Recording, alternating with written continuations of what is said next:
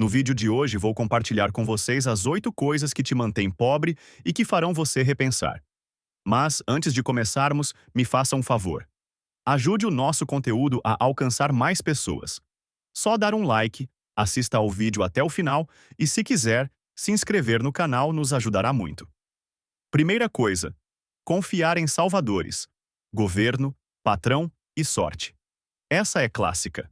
É o trabalhador que acredita que o patrão vai reconhecer seu esforço e aumentar o seu salário espontaneamente. É o cidadão que vota com a ilusão de que o próximo governo vai finalmente salvar os pobres. É o apostador de baixa renda que gasta o pouco que tem na loteria, achando que um golpe de sorte vai resolver tudo de uma vez. Desde cedo, muita gente aprende a esperar. Espera que alguém veja seu valor. Espera que alguma mudança externa traga a solução. Espera que o sistema um dia funcione a seu favor. O problema é que esse modelo mental transfere o controle, entrega o volante da própria vida para estruturas que não têm compromisso com a sua liberdade. E ao fazer isso, você reforça o seu próprio lugar dentro da pirâmide. Governo, patrão e sorte têm algo em comum. Eles operam com interesses próprios. O governo quer sua dependência porque isso garante voto.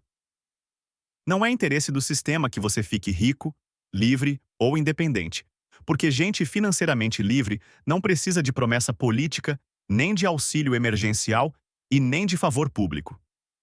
Quem pensa por conta própria e gera sua própria renda, não vota por desespero, nem acreditando que o próximo governo vai salvar o país, tirar todo mundo da pobreza e transformar o país numa nova Suíça. Porque, infelizmente, isso não vai acontecer. Nenhum governo vai pensar tanto no povo assim. Eles têm seus próprios interesses, e você com certeza não é um deles. A pessoa que não depende do governo simplesmente vota por estratégia, e isso ameaça a base de controle. Por isso, quanto mais dependente você for, mais útil você se torna para quem vive de eleição. Você vira só mais um número, e o sistema se sustenta exatamente na sua dificuldade e não no seu sucesso. Toda vez que te oferecem ajuda, o objetivo não é te tirar do buraco. É garantir que você continue por perto o suficiente para agradecer e votar. O patrão também não está muito preocupado com a sua liberdade. Ele precisa da sua eficiência, da sua entrega e do seu tempo, só que ao menor custo possível. É assim que a conta fecha. Muitos pensam assim: se você faz o que faz por 2.000, então por que eu te pagaria 3.000? Mas claro, seu esforço, sua lealdade, sua dedicação, tudo isso pode ser valorizado, mas vai depender muito do chefe que você tem e do quão difícil é o trabalho que você faz. E a sorte? Bom, ela não tem interesse nenhum. Ela só não está nem aí para você. Colocar a sua sobrevivência, o seu avanço e a sua tranquilidade na mão dessas 3 figuras é aceitar que sua vida será decidida por vontades alheias. Segunda coisa: eu mereço gastar com besteira. A frase "eu mereço", mimimei, virou a desculpa favorita para gastar mal. Trabalhei a semana inteira, então eu mereço pedir um lanche de R$ 70.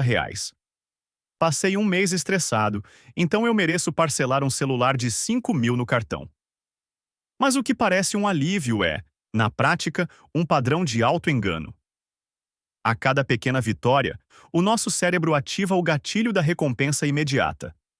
E essa recompensa raramente tem a ver com progresso. Ela só serve para aliviar o incômodo. A pessoa gasta todas as vezes que sente tédio, cansaço ou frustração. Não existe mais autocontrole. Existe só a desculpa "eu mereço". Só que a conta vai chegar. O boleto aparece, o saldo diminui e o limite do cartão vai embora. E o que era "eu mereço", ou mimimei, acaba virando um "onde cargas d'água foi parar meu dinheiro?". E é aqui que o ciclo se fecha. Você gasta para se sentir melhor, depois trabalha mais para cobrir o buraco que você mesmo abriu. E esse ciclo se repete mês após mês, e no final, tudo que sobra foi só a sensação de cansaço e nenhuma construção real. E não me entenda mal. Não estou falando para você nunca se recompensar. Na verdade, se recompensar é uma parte importante para se manter ativo e crescendo.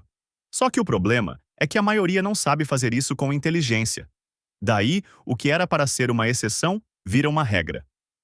Toda vez que o seu cérebro associa trabalho com um gasto impulsivo, você reforça o ciclo que te mantém dependente e depois reclama que nunca teve dinheiro para investir, montar um negócio ou fazer algo que realmente mude a sua realidade. Por isso, use essa regra simples. Se você não pode comprar aquilo 5 vezes, então você não pode comprar nenhuma vez. Não importa se você acha que merece. Merecimento não constrói riqueza. Terceira coisa: romantizar o sofrimento como parte do caráter. Quando eu era criança, eu vivia na rua brincando com alguns amigos e vizinhos. A gente vestia as mesmas roupas sujas, andava descalço e pedalava umas bicicletas caindo aos pedaços. Depois de um tempo, meus pais começaram a ganhar um pouco mais. Nada de luxo, mas o suficiente para me dar uma bicicleta decente. Para mim, aquilo foi incrível. Eu nunca tinha tido nada daquele nível e fiquei feliz da vida. Mas o que me marcou mesmo não foi a alegria de ter, e sim a reação dos outros. Os meus amigos mudaram comigo. Parecia que o fato de eu ter algo melhor fazia de mim um inimigo. E eles começaram a me tratar diferente. Eu já não era mais o parceiro deles, já não fazia mais parte daquele grupo. Era como se ali, naquele lugar, todo mundo tivesse que viver mal e aceitar isso como regra. Como se estivéssemos todos num barco furado no meio do mar, afundando aos poucos, mas ninguém pudesse sair dali. E se alguém conseguisse respirar melhor, já era visto como traidor. Com o tempo, isso me afetou.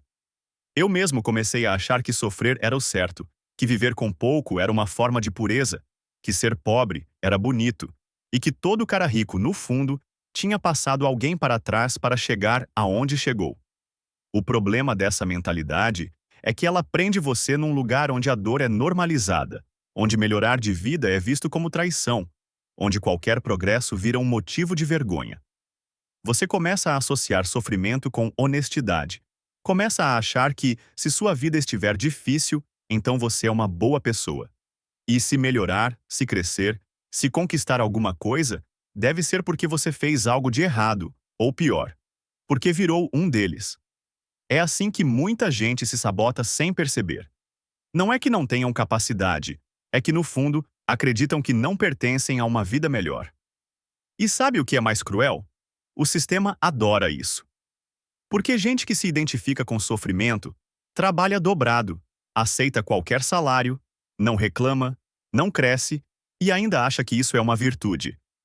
É o trabalhador que se orgulha de nunca faltar um dia, mas que nunca ousou pedir um aumento. É o cara que acredita que sofrer é um sinal do caráter, enquanto outros muito menos esforçados estão subindo na vida. Só que no final, a vida não entrega medalha de ouro para quem aguentou a pior surra. Quarta coisa: medir sucesso pelo que se compra, não pelo que se constrói. Uma das formas mais eficientes de continuar pobre é adotar a ideia de que consumo é um sinal de sucesso. Essa mentalidade é simples. Se você comprou algo caro, então venceu. Se não comprou, então está atrás dos outros.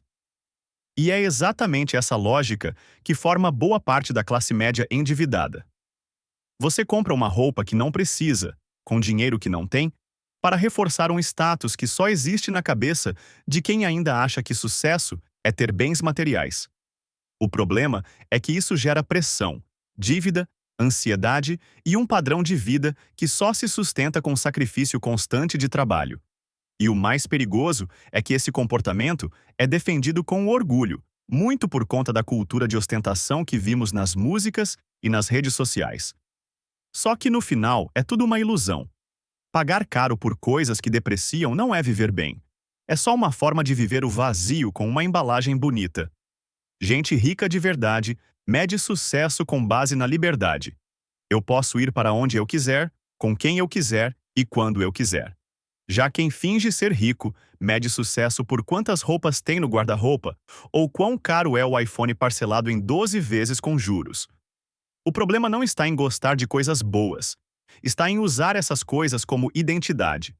Porque se o que você compra define quem você é, então você se torna financeiramente descartável. Você precisa sempre da próxima compra para se sentir válido. Isso te mantém preso no ciclo de trabalho, gasta, mostra e repete. Quem mede sucesso pelo consumo vive em uma corrida que nunca acaba, porque sempre vai existir alguém com algo mais novo, mais caro e mais chamativo.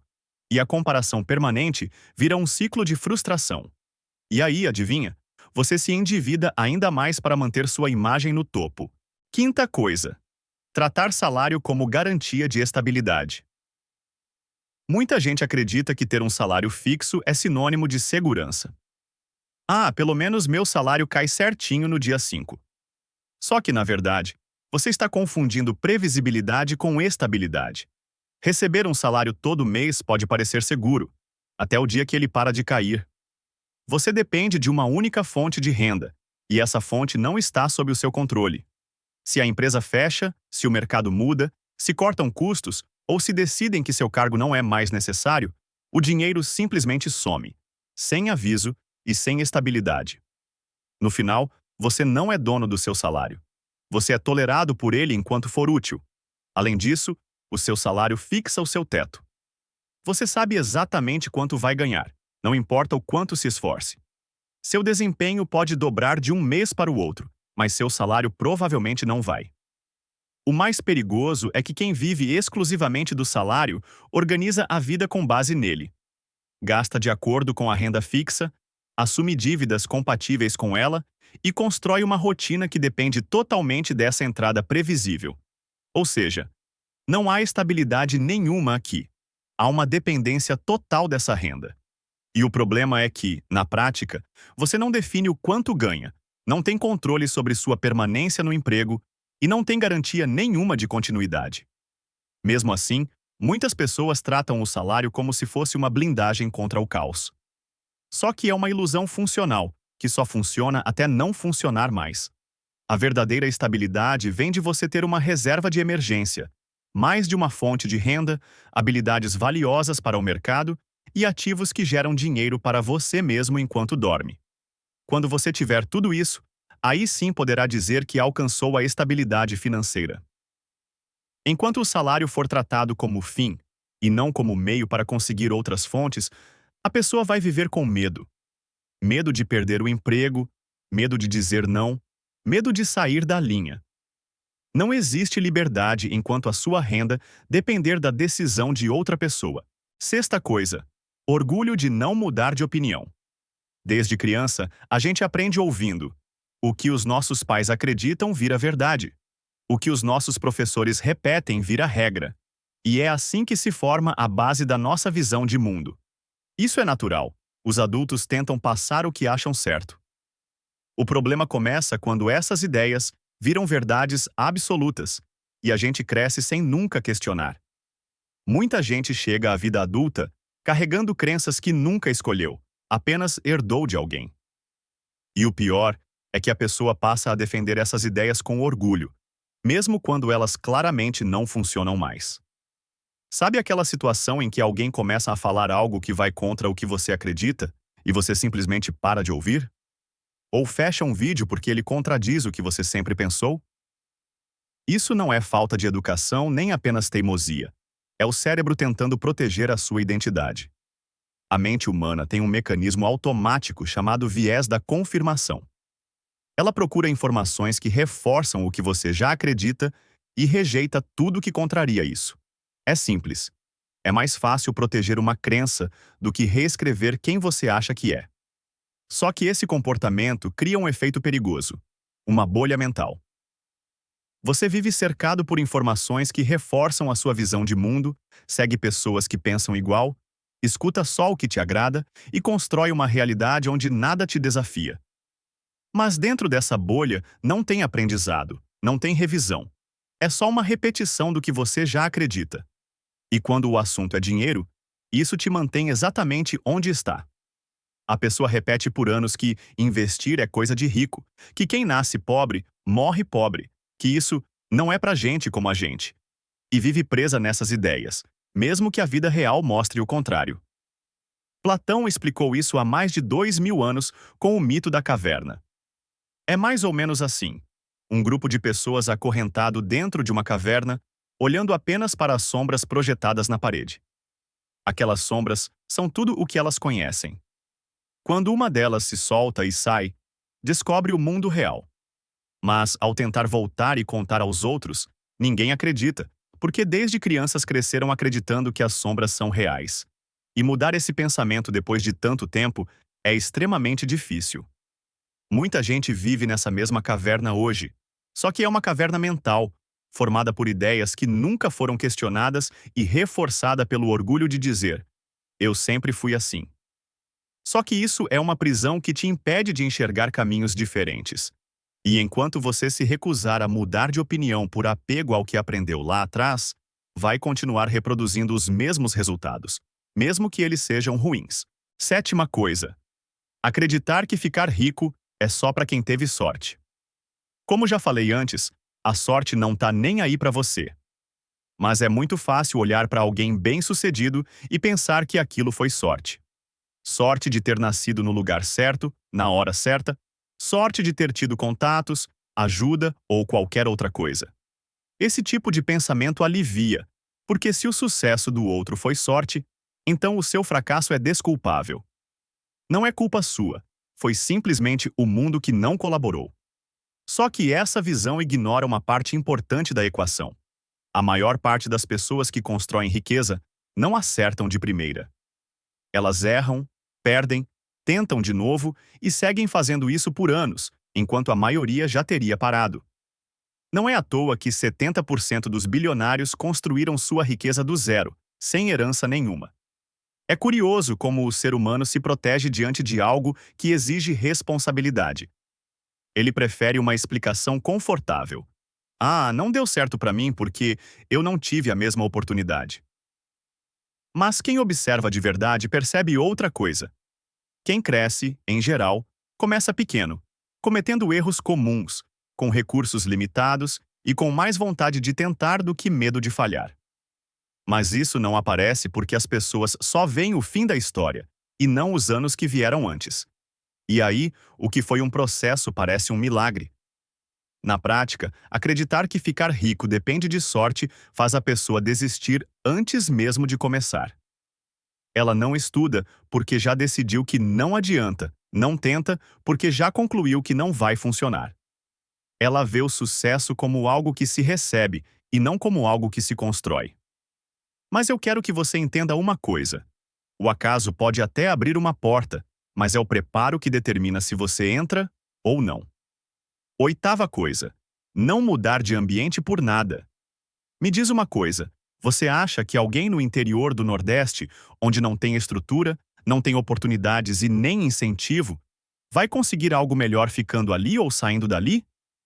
O ambiente onde você convive muda fortemente seu pensamento, sua visão de mundo e suas oportunidades. E mudar de ambiente não significa rejeitar quem você é. Significa reconhecer que o lugar onde você está já não oferece mais o que você precisa. Porém, a realidade é que deixar a cidade natal, abandonar um ambiente conhecido e se aventurar no desconhecido é algo extremamente difícil. A maioria das pessoas não está disposta a assumir esse tipo de risco. Estatisticamente, a maioria nasce e cresce na mesma região dos pais, estuda lá, encontra um parceiro num raio de 30 quilômetros da cidade onde nasceu, trabalha perto de casa e provavelmente viverá e morrerá naquele mesmo lugar. Só que o problema disso é que o ambiente te influencia. Se ninguém ao seu redor cresce, você vai achar que crescer é absurdo. Se todo mundo vive endividado, você vai achar que isso é parte da vida, e qualquer tentativa de fazer diferente vai parecer exagero ou até uma traição, como eu te contei na minha história de infância. E esse é um alerta para você que está assistindo este vídeo. Se você não conseguir aproveitar ao máximo as oportunidades disponíveis aí onde mora, ou não estiver disposto a se mudar em busca de algo melhor, provavelmente vai continuar tendo a mesma vida de sempre. Agora, se isso é bom ou ruim, é você quem decide. Bom, espero que tenham gostado. Se você ficou até aqui, deixe seu comentário, deixe seu like e se quiser se inscrever no canal, nos ajudará muito. Até logo!